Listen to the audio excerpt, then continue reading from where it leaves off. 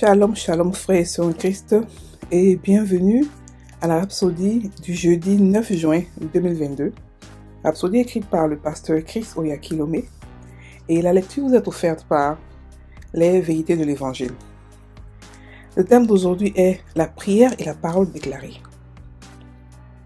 Le verset de Éphésiens 6 verset 17 qui nous dit « Prenez aussi le casque du salut et l'épée de l'esprit qui est la parole de Dieu. » Alléluia. Le pasteur qui dit, dans Éphésiens 6, versets 10 à 18, tout ce que l'apôtre Paul a énuméré est relatif à la partie protectrice de notre armure. Le seul outil offensif est l'épée de l'esprit qui est le rhéma de Dieu. Alléluia. La parole de Dieu qui est prononcée de votre bouche, l'extériorisation de la parole inspirée de Dieu concernant le moment de la saison. Cela s'apparente à la description que l'apôtre Jean a faite du Seigneur dans Apocalypse 1, verset 12, verset 16. De sa bouche sortait une épée aiguë à deux tranchants. Nous trouvons une expression similaire dans Apocalypse 2, verset 16. Je viendrai à toi bientôt, et je les combattrai avec l'épée de ma bouche. Cela ne signifie pas qu'une épée sort de sa bouche, mais plutôt il s'agit de la parole de Dieu. Maintenant, observez le lien entre le 17e et le 18e verset d'Éphésiens 6, dans la partie en gras. Prenez aussi le casque du salut et l'épée de l'esprit qui est la parole de Dieu. Faites en tout temps par l'esprit toutes sortes de prières et de supplications. Veillez à cela avec une entière persévérance et priez pour tous les saints. Vous voyez, il dit, pendant que vous déclarez la parole et que vous passez à l'offensive contre l'adversaire, priez pour tous les saints. Il met l'accent sur la prière et la parole déclarée. Donc, déclarez toujours la parole de Dieu et priez pour que le peuple de Dieu soit fortifié et encouragé afin de continuellement occuper sa place en tant qu'agent de changement dans les nations du monde. Que Dieu soit loué. Alléluia. Fin de la Rhapsodie.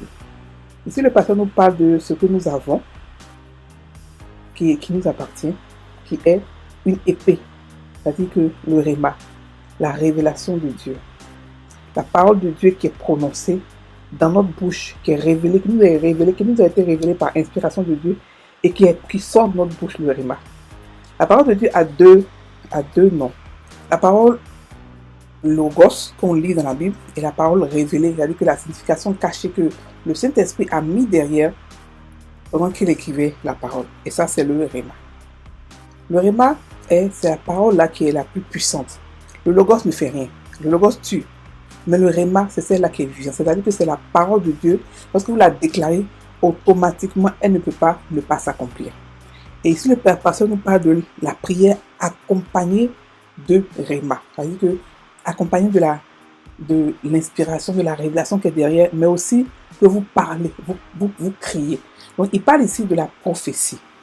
Lorsque vous priez et vous recevez quelque chose de Dieu, vous prophétisez pour établir ça en tant que roi, en tant que sacrificateur. Ce que vous devez faire, c'est établir ce que vous avez reçu dans le physique avec votre prophétie, avec la parole que vous avez reçue.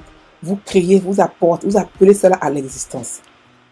Il a expliqué, il a comparé la parole à l'épée de l'esprit, parce que c'est dans Éphésiens, la parole qui est dans la bouche de Dieu, c'est-à-dire que le rhéma est une épée. C'est une épée pour aller contrecarrer tout ce que le diable a fait. C'est une épée pour contre-attaquer. Alléluia. On a beaucoup d'armes spirituelles. Mais l'une des armes les plus puissantes, c'est celle qui contre-attaque. On a beaucoup d'armes qui se protègent, qui nous protègent entre nous. On a le casque du salut, on a la foi qui est une comment on appelle ça même?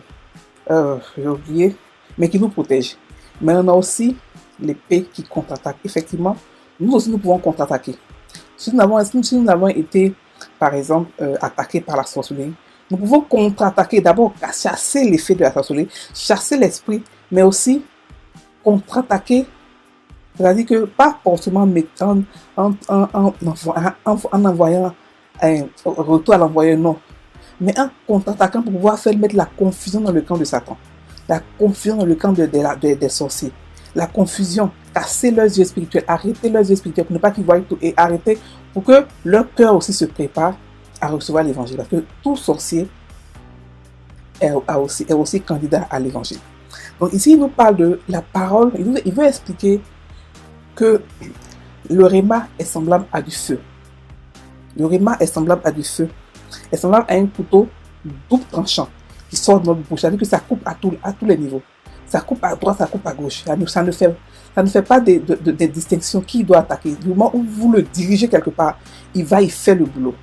Alléluia. Et il établit des lois. Il fait des choses extraordinaires. Donc frère, c'est quand vous commencez à prier en langue, si vous avez un souci, quelque chose, je vous dis toujours que ce problème peut être réglé de plusieurs manières. Vous avez un problème, vous pouvez commencer par la prière, surtout la prière en esprit, qui est la prière en langue. Et ensuite, pendant que vous priez, vous aurez des visions, vous aurez des réponses de Dieu, vous aurez plein de choses, vous aurez des révélations. Si vous priez aussi sur la parole de Dieu, c'est-à-dire que vous méditez la parole de Dieu, vous commencez à prier et vous commencez à faire sortir le réma, ce que Dieu vous donne pendant la méditation. Et vous commencez à établir des décrets. Vous commencez à changer les situations que vous voulez voir. On a tous ce pouvoir en tant que chrétiens de changer n'importe quelle situation. Il suffit d'être au courant de ce que nous sommes. Il suffit d'être au courant de ce que nous possédons, de ce que nous avons. Et une des choses que nous avons, c'est aussi ça, de changer nos circonstances, de dessiner notre avenir avec la parole de Dieu, avec le réma de Dieu. Et de changer ce que nous n'aimons pas, de remettre à la place ce que nous voulons mettre, de ramener notre destinée, de ramener notre vie là où Dieu veut que nous soyons, d'être exactement à la place où Dieu veut que nous soyons. Et cela, on a ce pouvoir-là. Et le pasteur aujourd'hui nous explique le secret. Le secret, c'est prier et puis déclarer des paroles. Déclarer des paroles. Et il nous dit aussi une chose qui est importante. Nous sommes tous des intercédeurs. Tous les chrétiens sont des intercédeurs. Donc nous devons prier les uns pour les autres. C'est ça qui fait l'amour du corps du Christ. Donc lorsque nous prions pour une église ou pour une nation, n'oublions pas surtout de mettre des décrets. Quand nous faisons de prier, nous pouvons envoyer des anges là-bas pour pouvoir tout détruire, pouvoir prendre la place des démons. Nous pouvons établir la vérité de Dieu là-bas. Nous pouvons prier afin que la maturité se passe là-bas. Nous pouvons faire des choses extraordinaires pendant que nous prions. Parce que quand le chrétien prie, il met à sa propre disposition la puissance de Dieu. Et cette puissance-là fait beaucoup de changements. Donc lorsque vous priez en langue et que vous êtes rempli de Dieu, commencez à prophétiser sur ce que vous priez. Commencez à bénir sur lequel vous priez. Commencez à dire ce que vous voulez voir sur la chose pour laquelle vous priez. Parce que là, vous êtes maintenant à votre plus haut niveau de déité, votre plus haut niveau de divinité.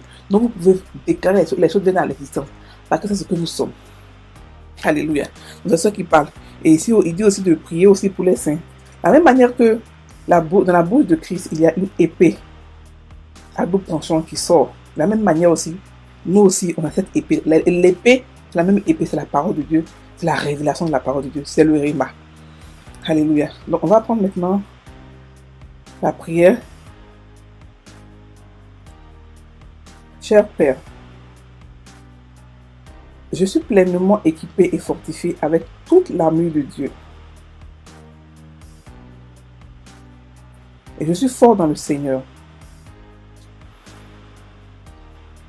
et dans la force de sa puissance. Ta parole venant de mes lèvres prévaut contre les circonstances adverses. Produisant la justice et le salut. Et assujettissant les ténèbres.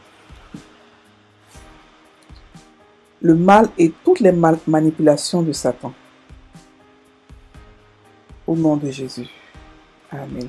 Frères et sœurs en Christ, passez une très bonne journée, soyez bénis.